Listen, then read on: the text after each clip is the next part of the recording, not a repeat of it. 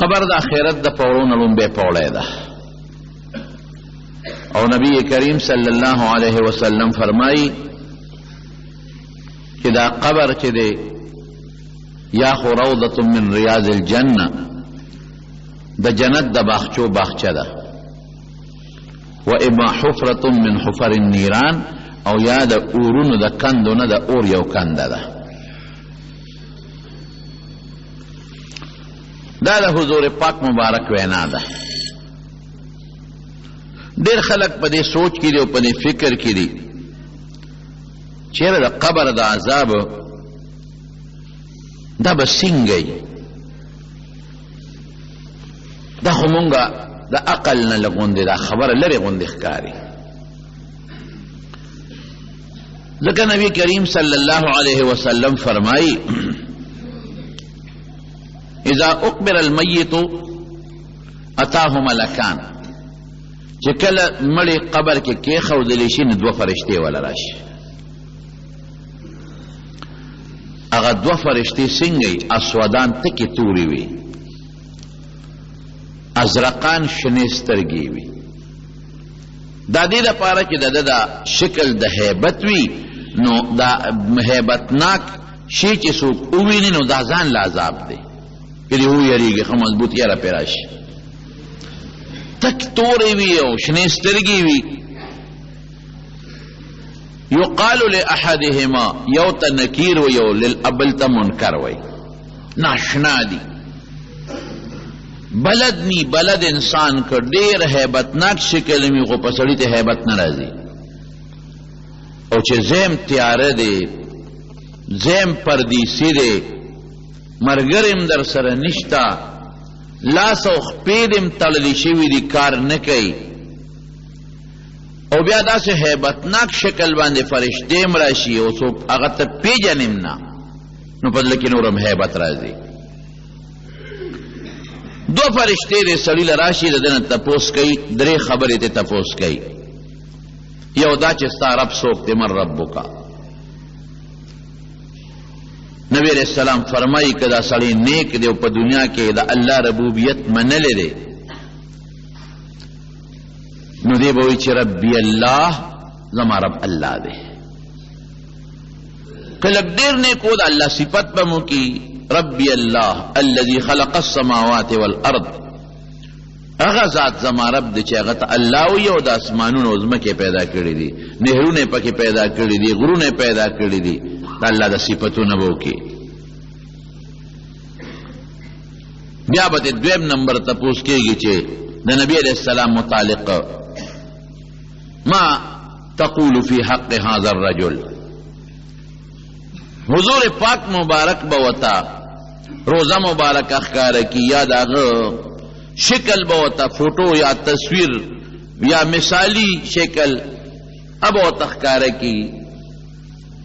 یا بعض علما وایي چې دته خو پته ده چې دا کم انسان تپوس مانه قبر کې کېږي، نو تعمیه په سوال کې خلک پوره ښکاروال هم بعضې وخت کې نه کوي. هغه سړی چې تا ته پته وه چې د هغه متعلق به مانه قبر کې سوال کېږي، د هغه حق کې سوی، هغه څوک دی؟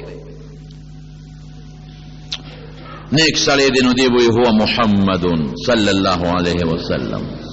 بیا به وایي هو محمد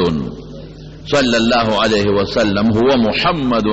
صلی الله علیه وسلم. دا کم انسان چې تاسو تپوس کوئ دی نوم دی جاءنا بالبینات والهدى. مونږ له خدای پاک آیاتونه یا معجزې راوړلې دي، یا ښکاره دین یې راته راوړلی دی، ښکاره د خدای نښې مونږ ته ښودلې دي او هدایت یې راته ښودلی دی، نو مونږ هغه اتباع وکړه، ورپسې روان شوي. تپوس به کېږي چې دین دې څو، د کوم دین لاندې تا ژوند تېر کړی دی. یهودیانو خپل دین دی، د یهودیت متعلق ژوند تېروي. عیسایان د خپل دین مطابق د هغې خپل دین دی. او دارنګې د مکې مشرکان یا دې زمانه کې چې کوم هندوان دي، بت مت والا دي، د هغې خپل دین دی. زمونږ څه دین دی؟ تا دنیا کې چې ژوند تېرو، د ژوند د تېرولو چې کم طرز دی، طرز زندگی د انسان د ژوند د تېرولو چې په دنیا کې د ژوند په کم انداز چلی، هغه انداز دی څو. نو الحمدلله مونږ خو چې دنیا کې ژوند تېرو، نو مونږ د الله د منشا مطابق تېرو. مونږ چې کومه دایره کې دننه روان یو هغه دایرې لپاره مونږ ته الله یو نوم یې ښودلی دی هغې ته اسلام وایي دی وایي دین زما اسلام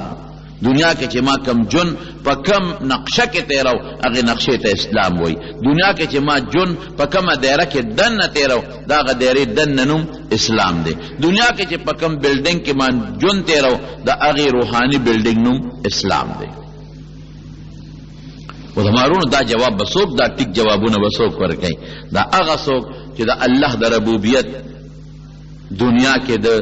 د هغې مطابق جون تیر کړي او د الله ربوبیت یې منلي ګورې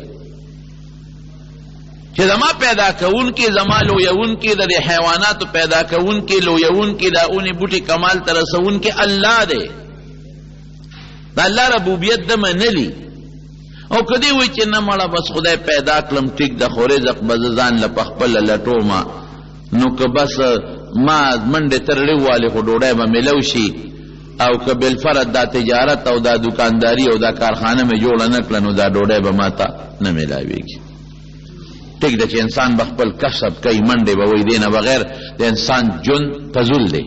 انسان الله پیدا کړی دی لدی چې خپل کسب وکړو خپله منډه ووه خو دا به نه وی چې دا روزي زما دا په دې کارخانه کې ده او دا په دې تجارت کې ده او دا په دې تنخواه کې ده وی نه دا ظاهري مال اسباب مقرر کړي دي نور زما روزي په دې تجارت او کارخانه کې الله اچي که الله وغواړي خو وابه اچي د الله او که الله ونه غواړي اس پر الله وانه اچي او که الله وغواړي خو تنخواه به والم فایده به ما ته میلو شي او چې الله وغواړي تنخواه به مې جیب کې غل به رانه وباسي که الله وغواړي تنخواه به والم نو زما په میاشت ښه تېره شي او که الله وغواړي نو چې کور ته راشم داسې بیماري به پرتې چې به ټوله په ډاکټر لاړه شي دا انسان به دا صحیح جواب ورکوي او د پیغمبر علیہ السلام متعلق به صحیح جواب هغه څوک ورکوي چې په دنیا په ژوند کې د نبی علیہ السلام پوره تابعداري کړي دا پیغمبر د په حیث دا دینی پیژندل چې دا د مکې یو شخصیت دی دا نه چې دا یو ډېر لوی عظیمه هستی ده بېشک دا اشکال دا نشته نه په دې به پیژني چې عظیمه هستیم ده د مکې اوسېدونکی هم دی نبي آخر الزمان هم دی خو الله زما د هدایت دپاره لیږلی دی نو زه به د هغه د هدایت تابعداري کوم او که نه د هغه د هدایت تابعداري دې ونه کړه او د اغیارو تابعداري دې وکړه مړه هغه خو ما ته ګیره وایي او ګیره خو هسې بدنومه او بېډوله غوندې شی دی د انګریز غوښه دې وکړه هغه دې ځان ته هغه شکل دی خو ګڼه مړه دا ټیک ته چې د پیغمبر خو مونږ ته دا منځونه او دسونه ویلي دي او مړه دا به اوس دا په ناسته ډوډۍ او دا مونځ او دس او دا څه ورته ویلي کېږي چاره دامون او دا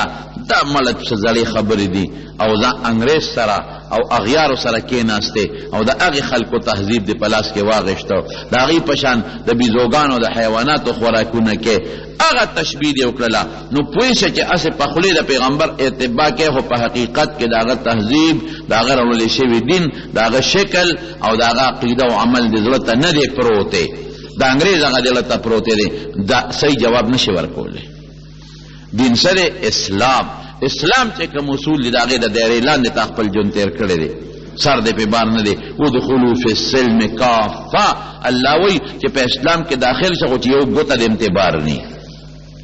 معمولی غوندې دا لږ غوندې یو خپا یو ګوته د سر ویښتر امتبار نی چې د اسلام څومره نقشه ده ستا د عقیدې متعلق اسلام وایي چې هغه وساتئ عمل درته څه وایي هغسې وساتئ اخلاق درته څنګه وایي چې هغسې اخلاق وساتئ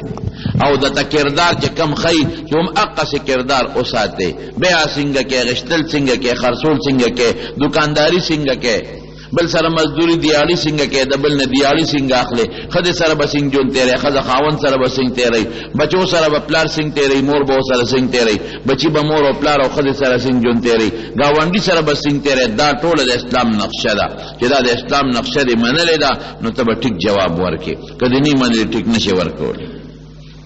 بیا به څه وایي هغه فرشتې نبی علیہ السلام مبارک فرمایي د الله د طرف نه به یو آواز ورته وشي چې د انسان ته د جنت بستره راوړی لاندې ورته واچوي